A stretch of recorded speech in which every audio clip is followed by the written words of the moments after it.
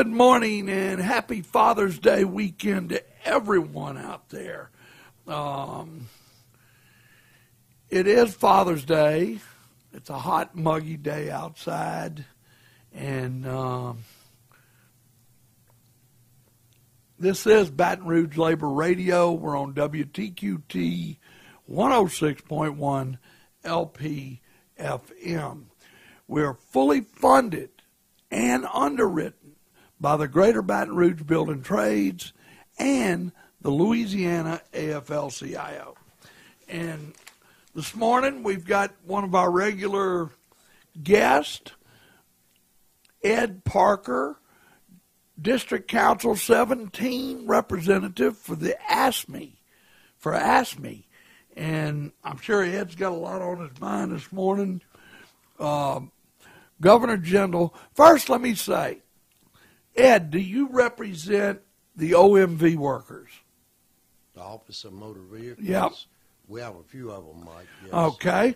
Well, I want to send a very much, a big thank you to Christy and everyone that works at the OMV on Independence here in Baton Rouge. Really not that far from where we broadcast this show.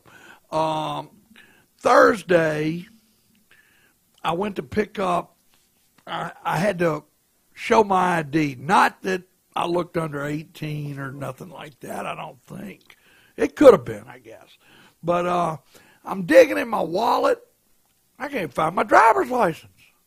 So I always get the state ID card and my driver's license. That way, if someone wants two forms of ID, you got them. And, well, anyway, I'm digging. I can't find my license. Well, man, what's going on here, you know?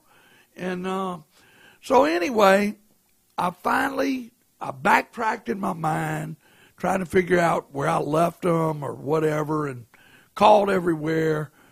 So it's 1:30 in the evening, and I'm thinking, well, I'll go to the DMV tomorrow morning, the OMV, and get my license. I said, you know what? That's a bad idea. I better go right now, you know? So about 1:30, I took off, and I went to the OMV, and I'm just dreading the worst. I walked in, took a number, told the person what I needed. In 24 minutes, I was walking out of the OMV with my license in my hand. Now, I don't think LeBron James could have done that.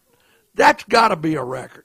But anyway, I want to throw a big thank you to the employees at the OMV. I guess that's one of the agencies that Bobby Jindal might not be able to privatize before he gets out of office. And let me tell you, speaking of Bobby Jindal, I met one person whose big issues are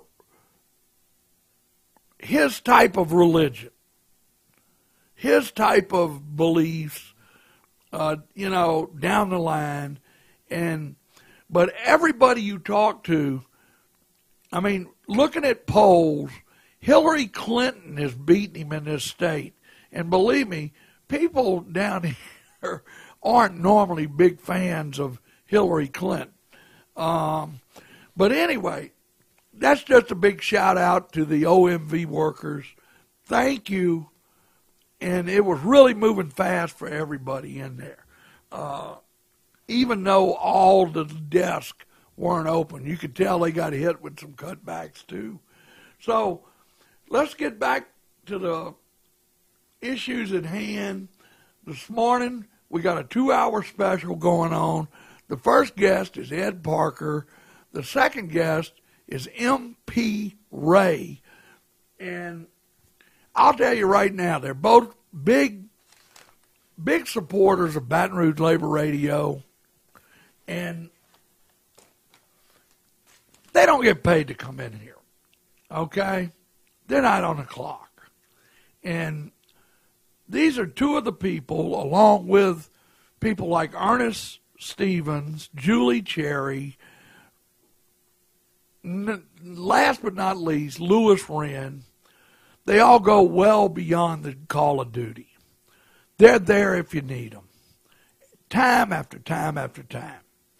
And you're not going to find people like this everywhere. And I just want to give them all a big thank you. We have one more show live for the summer. It'll be July the 4th.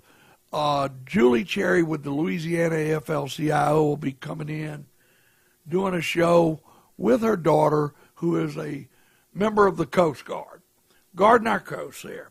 So, good morning, Ed Parker. Good morning, Mike. And what's on your mind this morning, Ed? Well, we hadn't been that long coming through a very hard, tiring legislative session.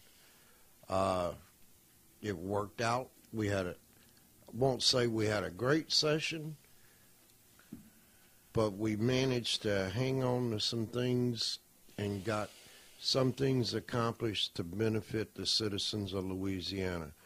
We got an HCR 75 by Speaker Cleckley, which is deals with Medicare expansion.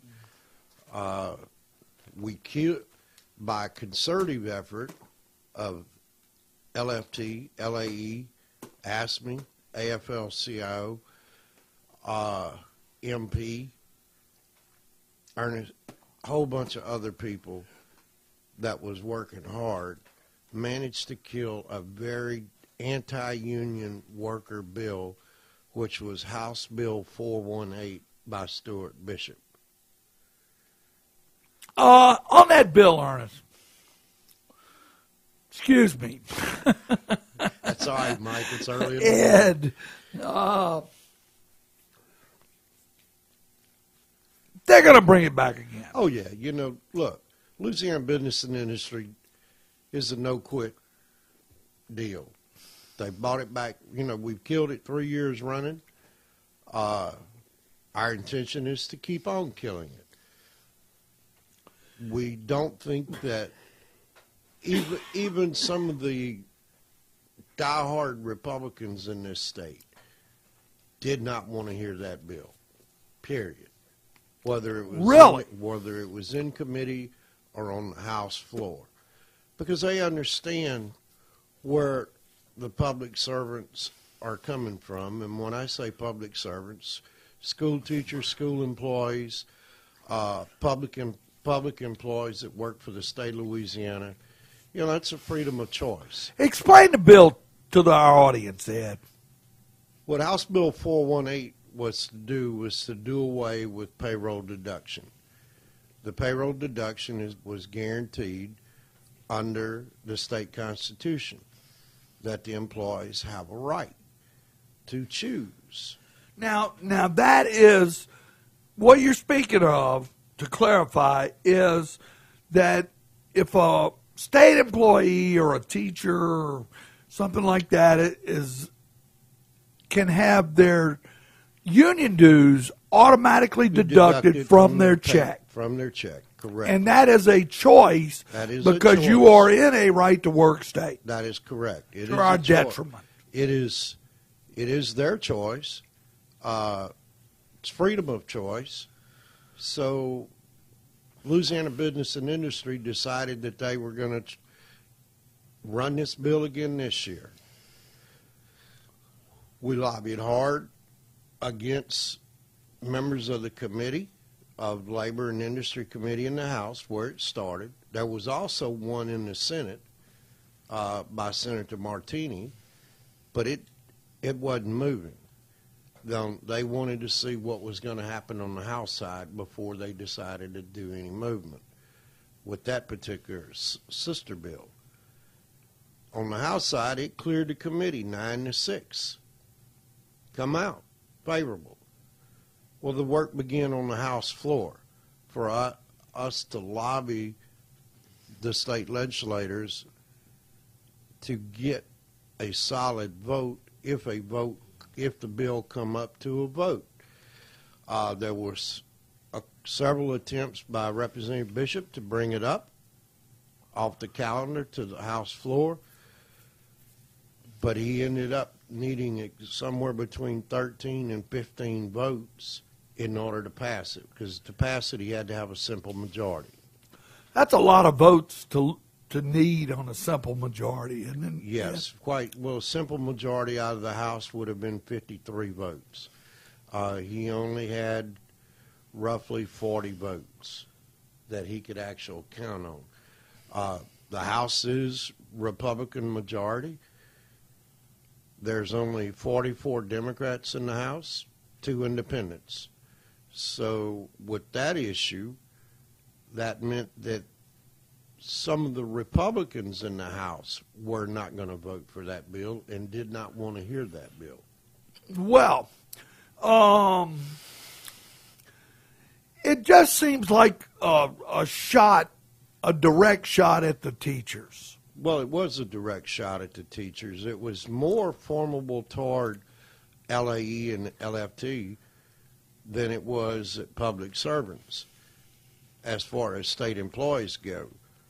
But each year that they've run it, they've included the state employees in this. So it was an all-out fight, generating phone calls, generating numbers within the House of Representatives was not an easy task. My hat's off to Brother Steve Monahan, to Mr. Shane Riddle with LFT, LAE. I think that without their support and a concerted effort, we couldn't have done this. We accomplished a monumental task this year because it was actually being pushed harder than it ever was in the previous years. Previous years, we killed it in the committee. This year, it come out. So, yes, Mike, we understand that they're going to come back again, and they're going to come back again. But I think the mistake that was made by Stephen Wagensback, who was the lead person with Louisiana Business and Industry this year, who is an ex-Gendalite, they made this their top priority this year. Now, for Louisiana Business and Industry to take a bill like this and make it their top priority when the state of Louisiana was facing a $1.6 billion shortfall in their budget, it's just That's arconius. crazy. Yes, it's arconius. If Louisiana Business and Industry really cared about the citizens of Louisiana, they would have said, hey, we should make fixing this budget our top priority, in which Labor did. We made it our business to get in there and try to get this budget fixed. So, $1.6 billion, and business and industry, from everything I read, got hit with the most taxes. Correct. And so Louisiana Association of Business and Industry saw fit to make their top priority to stop people from having automatic deductions from their union dues. Correct. That's right, Mike. You know, I would have to look at my priorities if I was paying dues to the Louisiana Business and Industry? Yeah, I'd have to look at my priorities and see if my money was my dues. Somebody ought to check and see if their dues are being well spent, because this sounds like something that, you know, I might, if I'm a very conservative businessman and anti-union, that might be one of the things on the list. But if I'm getting ready to be hit with an inventory tax and stuff that they were looking at and passed, a higher cigarette tax if I'm a convenience store owner or something like that, you know, I might look at that like and say, well, what are you doing, man? You know, Mike, it's funny that you mentioned about owning convenience stores. The chair of the Republican caucus in the Louisiana House of Representatives, Mr. Representative Lance Harris, owns a convenience store and was idly opposed to a cigarette tax that was going to be going directly for health care. Now, granted, the cigarette tax, as it was passed, would have drew down roughly 104 million. If you do that with matching funds from the feds, draws down almost another 300 million. And look, and it doesn't take a rocket scientist to figure this out, or have to be a CPA.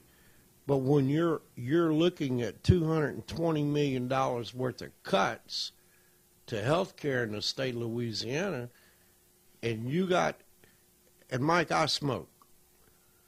I know that, Ed. And I virtually will pay the tax if I wish to continue to smoke. But on the other hand, we're drawing down money so the citizens of Louisiana can get health care. Now, that's a no-brainer. It's the bigger picture. Well, the bigger picture is that they felt that they were going to lose business. And look, even with this tax on cigarettes passing, if everybody in Louisiana that smokes, chews, dips, whatever, quits, that's the only way that it's not going to generate any money. But Mike, as well as you and I and everyone else knows, that's not going to happen. That's not going to happen. That's not going to happen.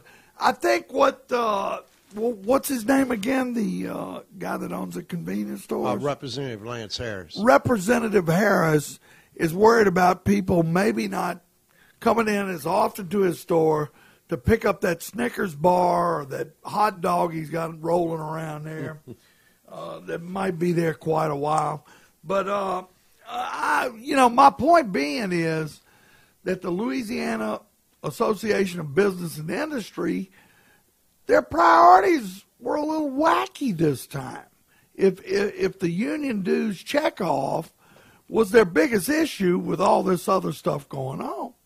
Well, and I think one of their issues with the union dues was money going to political PACs. Now, public employees, state workers, because of the Hatch Act, cannot give money directly out of their paychecks to a political PAC. It's against the Hatch Act. Well, get back to the point of different issues like how much does this cost the state to collect these dues? Nothing. Zero. Are other people, other organizations, can you name a few other organizations that get dues Sure. check off like that, or dues or funds? They within state government, you may have your house note payroll deducted. You may have United Way, citizens with American disabilities, your health care, your supplemental insurance, like supplemental life insurance, that the state has mandated that these companies can come in and do it through payroll deduction. Your vehicle notes. That's assorted things is what you're saying. Right. There's multiple items out there that they do payroll deduction on. Now, Ed, I'm reading this morning in The Advocate that Bobby Jindal vetoed a cost of living increase for 130,000 state workers. Could you get into that a little bit? Sure. That was House Bill 42 by Representative Sam Jones. We actually, when the bill was introduced and heard in the committee, in the retirement committee, headed up by the chair was Representative Kevin Pearson out of Slidell, over in that area, it died. It was killed in the committee. A lot of work by the Pension Coalition, LFT, LAE, ASME, Fire and Police. We got the bill back on the House floor where the committee was dismissed and referred back to the Retirement Committee in the House. Then they passed it out unfavorable. We got it back to the House floor, was voted on, and sent to the governor. Now, the issue was that the amendments that was put on the bill was that they wasn't going to do this increase this year. It would be for next year. But when you make a promise to people, and Representative Sam Jones is that kind of man, when he gives his word to do just that. The issue being that we understood that if it went to the governor, he was probably going to veto it. But here you go. You raise health care with those retirees. In other words, their insurance costs went up. Went up 12 to 18%. This little raise, 1.5%, was only going to give an increase of about $30. The administration's contention against this bill was that it was going to affect their bond rating. If they give a COLA 2 years running. The governor did just what we were told he was going to do. He was going to veto it. The issue being, it shows that he has no concept of what these retirees, and look, we're talking about retirees that's been retired 10 to 20 years.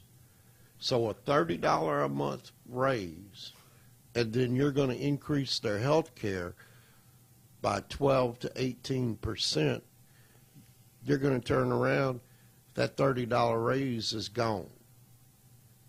It's gone. So he just sent a message to the public servants of Louisiana how that they're retired, that he wasn't going to help them at all. This is ludicrous.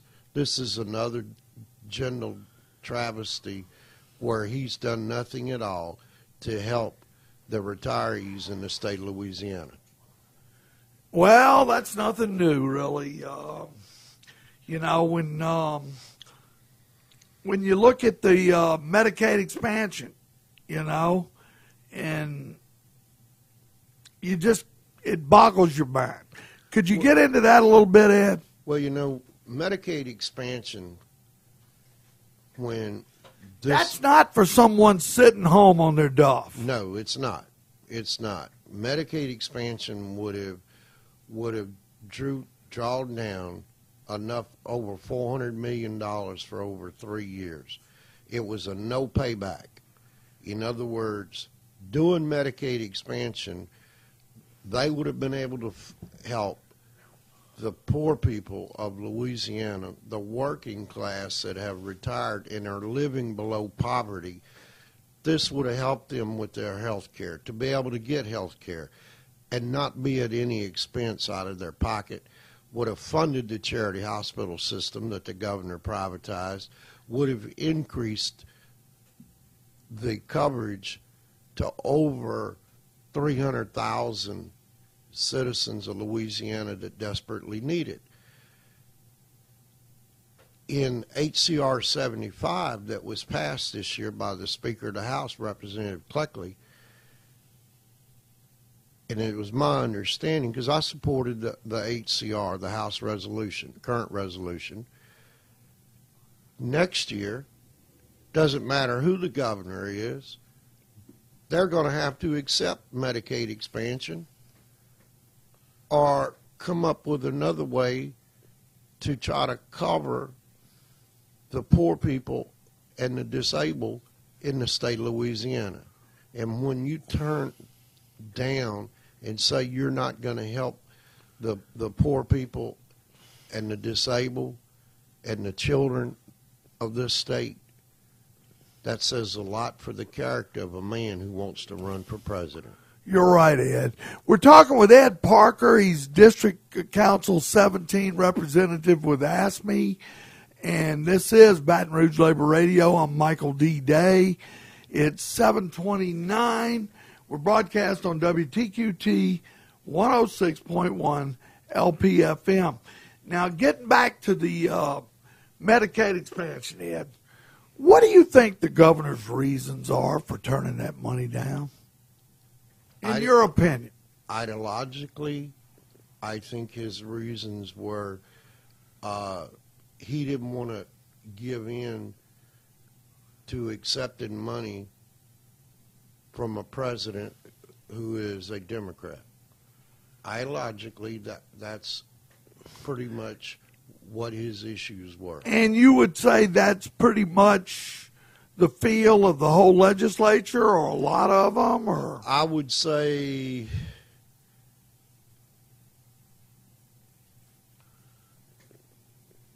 51% of the state legislature. And don't get me wrong, Mike, there was some Republicans that were going to vote for it. And in this HCR that was passed this past legislative session, it was Republican-controlled committees, a House current resolution that was introduced by a Republican. So that tells you that. What does that say? Sounds like somebody knows what's best for the state to do. You know. Well, it is on both sides. It's the right thing for the state to do. It's a little shortcoming when you were going to turn around and cut $220 million out of health care off the top. Mike, do you realize what the cuts and everything that were in HB1 when it was introduced was going to be roughly, and if it would have passed after it come through the House, and if it would have stayed that way, if the Senate hadn't restored most of the funding, what the House didn't restore, there probably would have been 4,000 public servants that would not have a job come July 1. That's mind-boggling, really. So, Ed, what are some of the other issues that you've seen come this past legislative session that affected working people to the bone? There were attacks on fire and police with their retirement system. There were a lot of tax bills out there that some did pass this session, some that would have been very detrimental to the citizens of Louisiana, especially the homeowners, with this inventory tax. Right. Because that means that your property tax, according to what the tax assessors that I talked to that were at the state capitol lobbying against this bill, your property tax could possibly increase anywhere from 200 to 500%. Wow. That would be passed on because of this inventory tax. And all it was going to do, the inventory tax, was going to present those businesses with a credit to where they didn't have to pay it, and then that would be issued down to your local governments to where they would have to do one or two things: either pass a millage tax or your property, your homes would be reassessed at that millage. Wow. Ed, can you get into the movie industry controversies?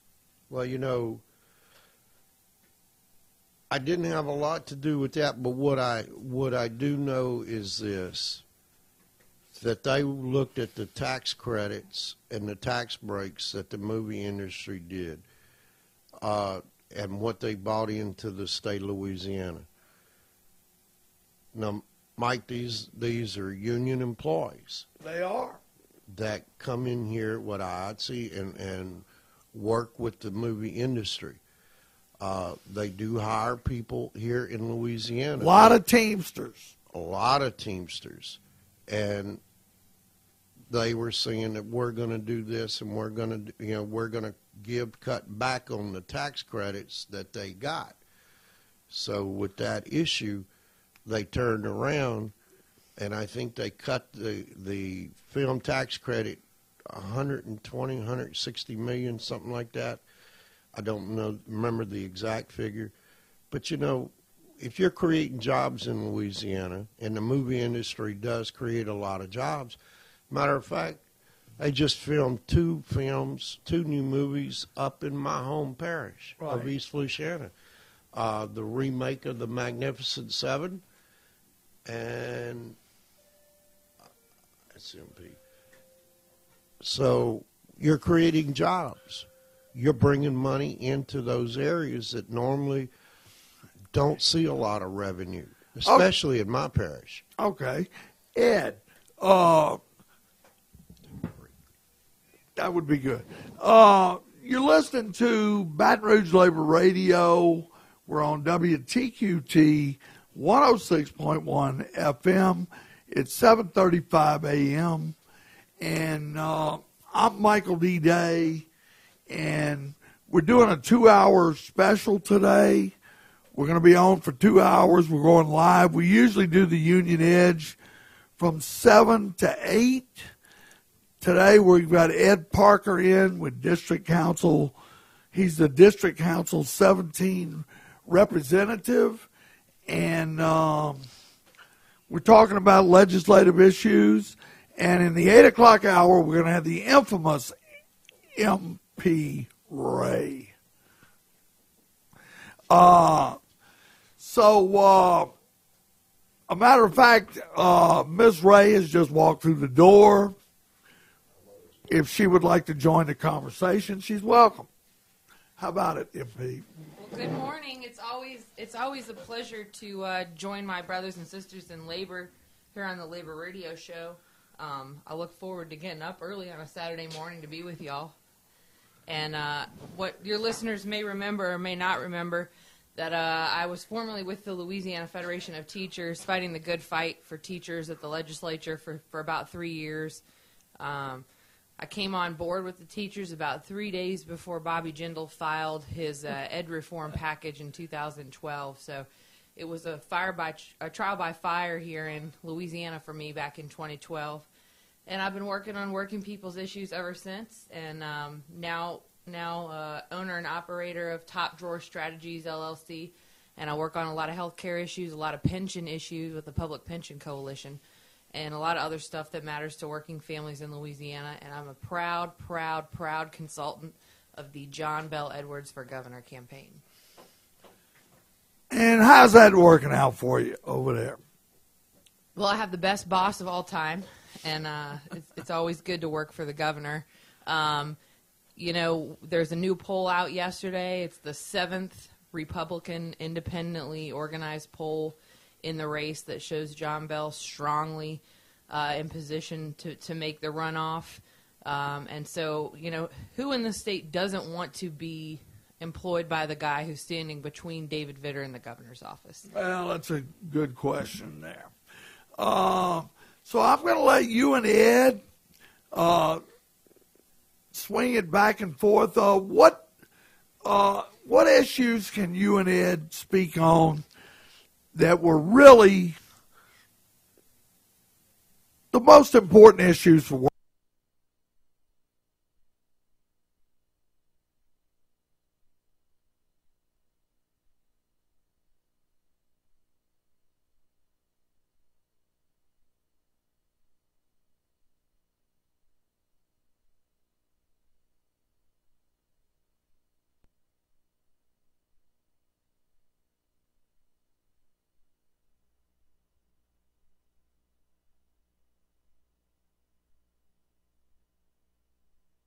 working men and women.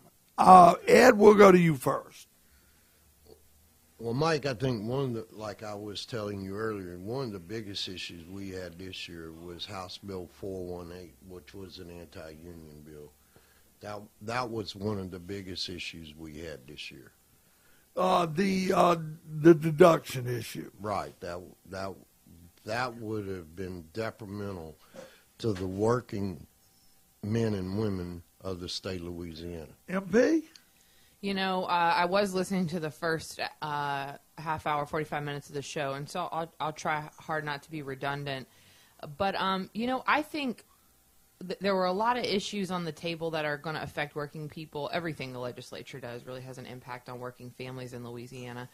But one thing that I felt was very important that did not happen this session, among many, was a real structural reform to the way that we budget, the budget process at the Capitol, and how we're going to deal with the next 4 to 5 to 6 years of projected budget deficits.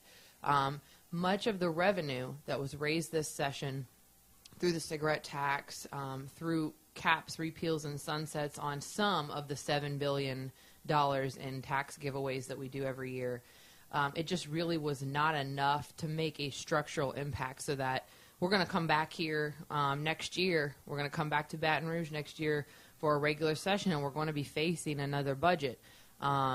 Now, we're actually going to be facing a session here in February because all the candidates for governor have said they're going to have a special session in February to try to deal with some of these structural problems in the budget. But we just aren't in a financial position right now to be able to continue the $7 billion in tax giveaways. So we've got to take a look at what's not working. And that doesn't mean you get rid of a whole credit or a whole exemption or a whole rebate. It means you take a look at what parts are actually incentivizing people to do business in Louisiana.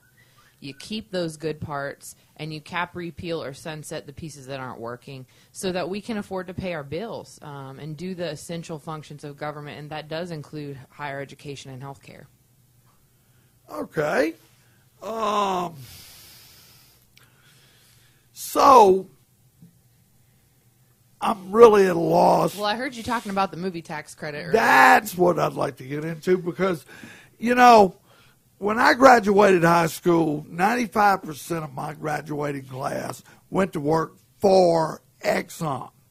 You either went to work for Exxon, you went offshore, or you went into the building and trades, which I did.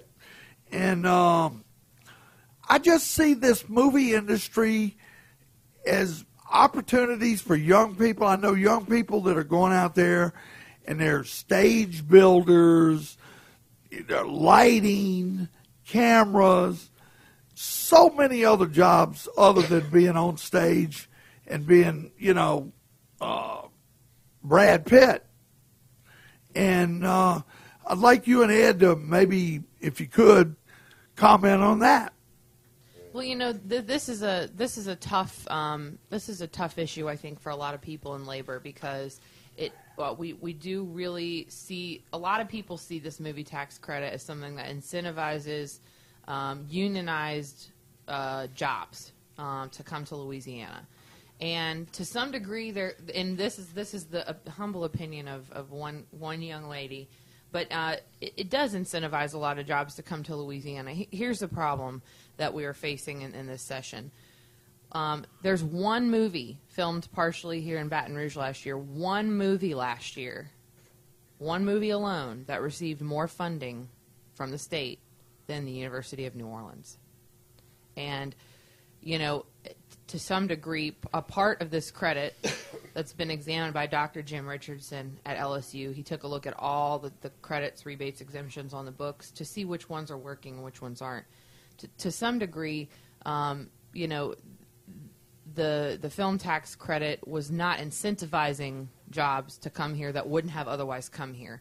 There was a portion of the credit above and beyond what was productive. That was his finding. And what the legislature did is they capped the expenditure. They didn't get rid of it. They just, we're not going to spend more than X dollars a year on this expenditure. And you have the film industry screaming bloody murder. Yeah, and you know, to some degree, I see why. They've been making a lot of money off of this tax credit that they are still going to make. We're just going to cap the expenditures on it so that we can continue to prioritize the functions of government. Like I said, Ed brought up a very good point during this first hour. He said that the budget presented by the governor had deep, deep cuts to higher education and health care. And if we would not have raised revenue, we have cut higher education by more than any other state in the United States of America. We have cut higher education by 80%. We have next year when kids go to school, they're going to be paying 90% higher tuition than when Bobby Jindal took office. We have to make some tough decisions about how we're going to pay our bills. There are plenty of tax credits, exclusions, exemptions. We had big debates over solar. As a consumer of movies, as a consumer of energy, I'm upset about the way that the solar tax deal came out. So I hope listeners and our brothers and sisters in labor and people who maybe aren't labor savvy or friends of labor realize that it was not just the movie industry that took a small hit this session. It was lots of industries. And the reason why is because we were not incentivizing activity that wasn't otherwise going to occur with these credits. So we decided to cap some of them. One of the things we did with the solar credit is we took away the credit that you can get as a leaser of materials. So, for example, my house about 3-4 blocks from the studio here in Mid-City Baton Rouge. Believe it or not, it's a late 1930s, early 1940s house, and it's still got knob and tube wiring in it that has to be replaced very soon. So when I do what people do and I go get my home equity loan to rewire my beautiful old home, it was in my plans to take, as part of that loan, to take out a down payment to lease solar for my house. And I knew that I'd be able to get a credit on that, so it would help me pay off my loan quicker because I'd be getting a credit on my taxes, right? Well, now for leasing materials for people like me, consumers like me, that credit doesn't exist anymore in the version of the solar tax credit that passed this session. However, if you are a rich person or a company who can afford to buy the solar equipment and mount it on your home, you get to keep on taking that credit. So it's people who can't afford to actually, it's the people who need the credit, right, that are not going to be able to get it anymore. And it was whether designed that way by Entergy or who, there's lots of conspiracy theories about who wanted it that way and why. But there are bummers. Whenever tax credits get cut, there's somebody whose perception, and here I am sitting here saying, right, I was going to do it. Well, maybe I was going to do it, maybe I wasn't going to do it. The point is, I feel like I'm out of a tax credit. Same thing with movie industry. Well, I was going to come there and make a movie. Well, you just don't know for sure who was actually incentivized by the credit or who just wanted to come here because we have the infrastructure, we have the studios, we have the cheap service economy that accommodates people doing things that require hotel rooms, catering. It's easier to make your movie here than it is in LA to some degree. And so, we've just got to think bigger and bolder, and we've got to decide, are we willing to spend more making a movie about the Grinch than we are funding the University of New Orleans? I know where I stand on that issue. And I have lots of friends who work in the movie industry, and I still know where I stand on the issue because my friends are still going to have jobs in the movie industry just because we capped this credit, their jobs not going away. Now, the movie industry folks, they got a lot of good propaganda. That's what they do, right? And they've convinced a lot of my buddies that they're not going to have a job, and I just keep on saying, why don't you just hold out, and we'll see in about a year who was right. Okay, Ed? Well, Mike, speaking, what MP's saying about the movie industry is exactly right. The issue being that they have filed a petition with the governor to veto that portion of that credit that was cut. Still don't know, but speaking of higher ed and education, you know, he just vetoed they put a cap on tops. Well, he vetoed that. But this is something else that I don't understand what this crazy man has done. They passed a bill to put a cap to where he couldn't use state police to escort him all over across the country at taxpayers' expense, and this good governor vetoed that. So he's spending taxpayers' money wildly, running for president when we're in such a fix that we're in. Now, you tell me, Mike, if this is a man that's really looking out for the state of Louisiana. Oh, I would have said no years ago, you know. And Ed, you make a really good point that there's plenty to be outraged about. Oh, you know, the movie tax credit, I think, for smokers, the cigarette tax has taken center stage. You know, we didn't raise any revenue in Louisiana. But here's what I find most outrageous about the whole situation.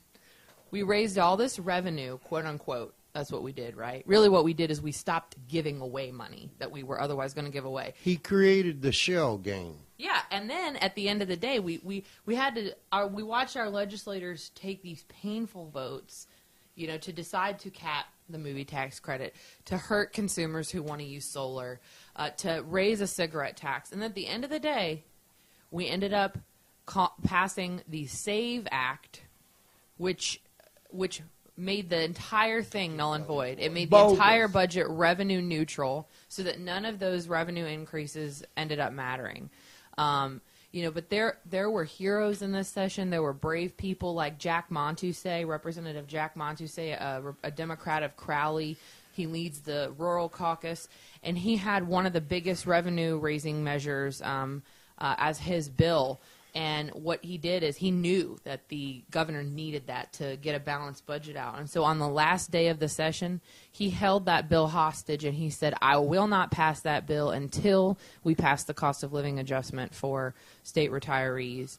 I will not pass that bill until we get some other expenditures in the budget for primary health care for folks in rural areas. And so, you know, he and Representative Sam Jones worked together on that last day to pass the COLA, which, as you said earlier, was vetoed yesterday.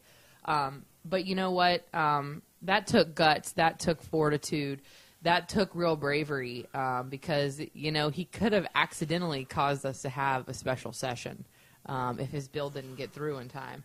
And he's just a very serious man when it comes to doing the right thing for people, for working people.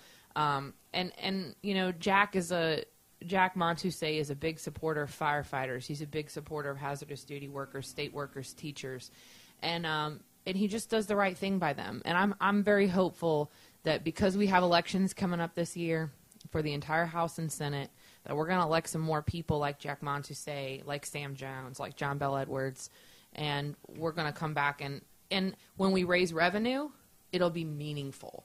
So that when we do have to pay a higher price on cigarettes, when we don't get that credit we used to get that we liked, it'll actually mean something. It'll mean roads. It'll mean bridges. It'll mean higher education. It'll mean fewer tuition increases. It'll mean libraries. It'll mean better schools. It'll mean pay raises for state workers. It'll mean what it should mean. When you raise revenue, you should get something back for that. And Grover Norquist, sitting in Washington, D.C., should not be the beneficiary of the increase in revenue that's paid by taxpayers here in Louisiana, whether it's businesses or individuals. Grover Norquist is loving it, isn't he? He's a pretty quiet person in the media, but I would assume so. I mean, who doesn't like being all-powerful? You're listening to Baton Rouge Labor Radio. We're on WTQT 106.1 FM. We're sitting with Ed Parker, District Council 17 representative for the ASME workers, and MP Ray, who is with Top Drawer Strategies. You guys go ahead. I'm having fun just listening here. Tell you what, we're going to take a little break. We're going to come back, and we'll start the second special hour of Baton Rouge Labor Radio. 2-hour special today. And let's hear a little Ann Phoenix.